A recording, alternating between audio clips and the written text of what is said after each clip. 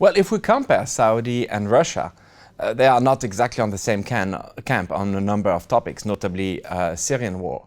But when it comes to oil production, they have a similar situation. So, Francois, at an energy conference, President Putin stated that Russia will join OPEC in oil production cuts. Why have they decided to freeze production? Well, to understand this, we first have to see what was the production. And as you can see, Russia production is quite big, at least at the beginning of this year. It's the largest in the world. So given that, and given the fact it is in Russian recent history the largest either, as you can see here, we are pretty much at a peak.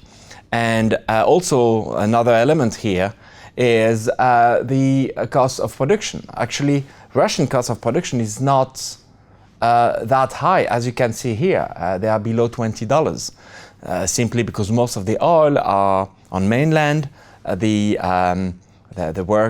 work cost is not that high, so they have a certain leeway here. Therefore, they want to maximize their return, which makes sense. And for them, maximizing the return means trying to find the best equilibrium. So they can actually adapt because they have a lot of oil and a low cost of production, and however, they still need it to balance their budget. Do you think Russia's actions will encourage other nations to agree to an oil production pause, mostly Iran and Saudi Arabia? Well, if we compare Saudi and Russia, they are not exactly on the same camp on a number of topics, notably Syrian war. But when it comes to oil production, they have a similar situation. Both needs a lot the oil for the budget. They have a similar need. This chart shows $105 for Saudi Arabia to balance their budget. Other numbers are saying it's more like $85, $90. Never mind, they have a high spending and they need the oil to balance their budget. So does Russia. And actually, Russia is more or less at the same level. They need the barrel at about $100. So they have exactly the same need. So for that, on that domain, they really their needs are the same.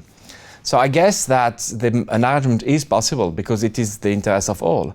Remember then, when Saudi notably decided to push the price down, it came at a cost. And a number of countries were downgraded in the Middle East, and it cost a lot of money to Saudi Arabia.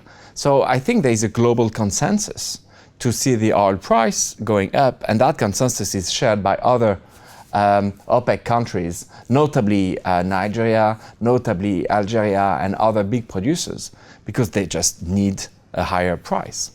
So how will this affect the evolution of oil prices in the future?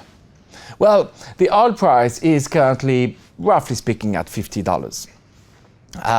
Normally, everything else being equal, it should go up because it is autumn and the oil demand is going up. However, the reserves level are quite high, not to say very high. Therefore, where the balance will be, well, unfortunately, nobody can say. There is a fair belief that we will see the oil price going up slightly, maybe to the $60 or $70 a barrel by the end of the year. But it's a belief, and it's a domain where, unfortunately, no one knows. We just have to follow the market.